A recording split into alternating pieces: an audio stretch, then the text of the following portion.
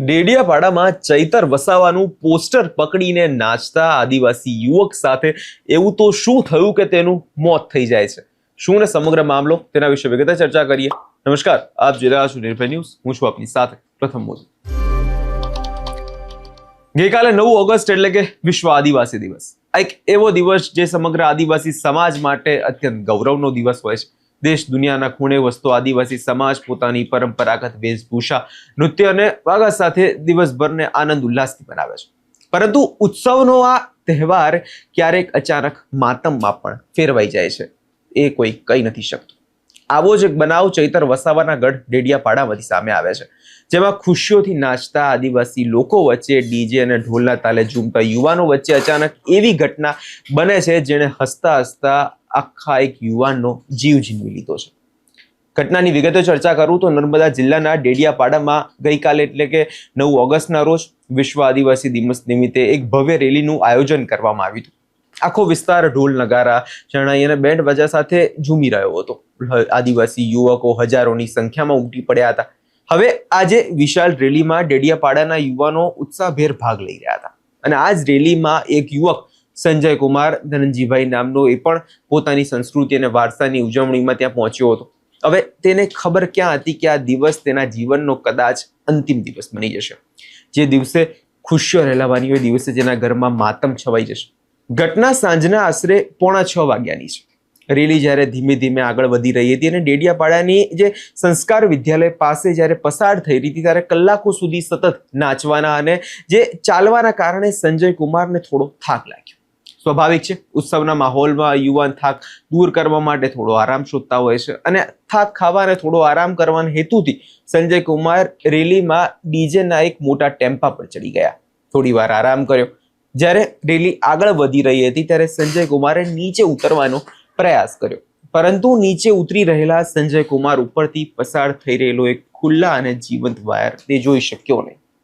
નીચે ઉતરતી વખતે અચાનક જ તેમના શરીરનો અને છાતીના ભાગ ઉપર આ હાઈ ટેન્શન વીજ વાયર જે છે સીધો અડી ગયો અને આ વીજ કરણ એટલો ભયાનક હતો, એટલો જોરદાર હતો કે સંજય કુમારને સંભળવાની કોઈ તક જ ના મળી અને અહીં સીધા તે ટેમ્પા પરથી નીચે જમીન પર પટકાયા. અને આ જે દ્રશ્ય હતું તેને જોઈ રેલીમાં નાચતા લોકો અને આસપાસના લોકોમાં ભારે અફરાતફરી મચી ગઈ.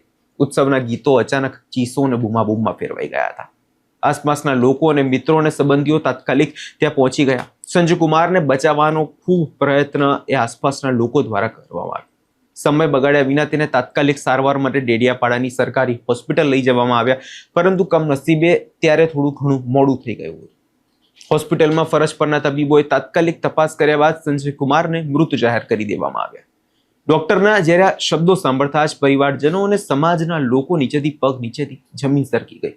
જે યુવાન થોડી વાર પહેલા ખુશીથી નાચી રહ્યો હતો તેનો દેહ જોઈ સૌની આંખો ભીની થઈ. હાલમાં આ મામલે ડેડિયાપાડા પોલીસ મથક સત્તાવાર રીતે ફરિયાદ દાખલ કરવામાં આવી છે અને પોલીસ દ્વારા કાયદેસરની તપાસ આમાં હાથ ધરવામાં આવી છે કે આમાં ચૂક ખરેખર હતી કોની, કયા સંચાલકની હતી, કયા યુવકની હતી.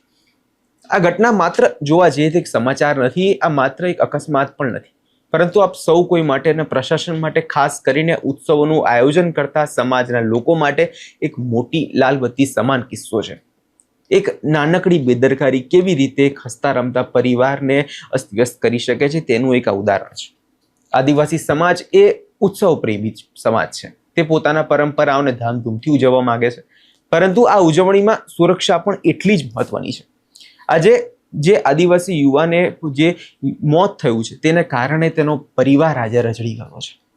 આ તમામ જે લોકો છે તેને ખાસ અપીલ કે સૂચના માંગીએ છે કે જે ભવિષ્યમાં આવા આશક્ત યુવાનો ગુમાવવા ના પડે.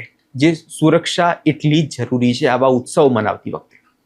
રેલીમાં જોડાતા યુવાનોએ ઉત્સાહમાં ક્યારેય ભાન ન ભૂલવું જોઈએ. થાક લાગે તો રસ્તા પર બાજુમાં બેસી આરામ કરવો, પરંતુ ચાલુ વાહને ચડી આજે સ્ટંટબાજી કરવી એ કદાચ તમારો જીવ લઈ શકે છે.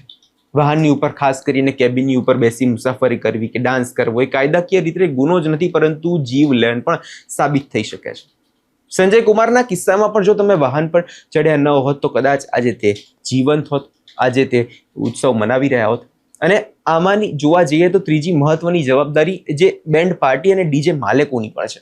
જ્યારે ભાડેથી વાહન આપવામાં આવે છે, બેન્ડ પકડવામાં આવે છે, ત્યારે તમારા વાહન પર લોકો બેસવાની સખત મનાઈ હોવી જોઈએ. જો કોઈ વ્યક્તિ વાહન પર ચડવાનો પ્રયાસ કરે તો તેને તરત જ અટકાવવો જોઈએ અને જેના કારણે આવા બનાવો આપણી વચ્ચે ના બને, લોકોની સુરક્ષા ના જોખમાય. આશા એ છે કે તમે પણ જ્યારે હવે તમારા તહેવારની ઉજવણી કરતા હોવ ત્યારે ધ્યાન રાખશો, કેમ કે તમારી થોડીક ભૂલ તમારા પરિવારને વેરવિખેર કરવાની તાકાત રાખે છે. આ વિષયમાં તમારો શું અભિપ્રાય છે કમેન્ટ કરી ચોક્કસથી જણાવજો અને આવા જ વિડીયો જોવા નિર્ભય ન્યૂઝને સબસ્ક્રાઇબ કરવાનું ભૂલશો નહીં. આભાર.